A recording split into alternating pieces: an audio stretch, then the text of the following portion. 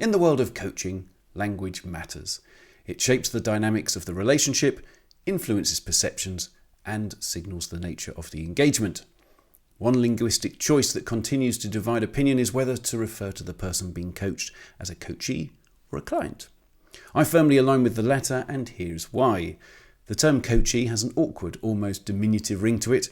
It implies a passive role, someone who is receiving coaching rather than actively engaging in a developmental process. The suffix "e" typically denotes the recipient of an action, like employee, one who is employed, or trainee, one who is trained. While that might seem like a natural fit, coaching is not something that is done to someone. It's a collaborative process. Coaching at its core is like a partnership. It requires engagement, effort, and an element of co-creation. The term coachee subtly undermines this dynamic by reinforcing an imbalance of power structure, where the coach is positioned as the authority figure, imparting wisdom to a passive recipient.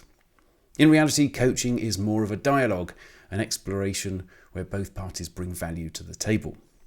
By contrast, client conveys a sense of agency, professionalism, and mutual respect. In professional services, whether in consulting, therapy, or law, the term client denotes an individual who seeks out a service for their own benefit.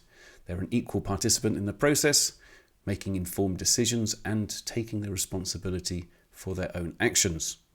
Referring to the person being coached as a client also shifts the perception of coaching as a legitimate professional service, rather than an informal or casual conversation. It reinforces the contractual nature of the relationship.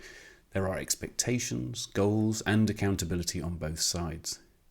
The words we use reflect the values and philosophy we bring to coaching. Using client signals that coaching is a serious, professional, and collaborative endeavour. It suggests that the person being coached has ownership over their journey and is not merely a recipient of guidance. Ultimately, this distinction may seem subtle, but it carries weight.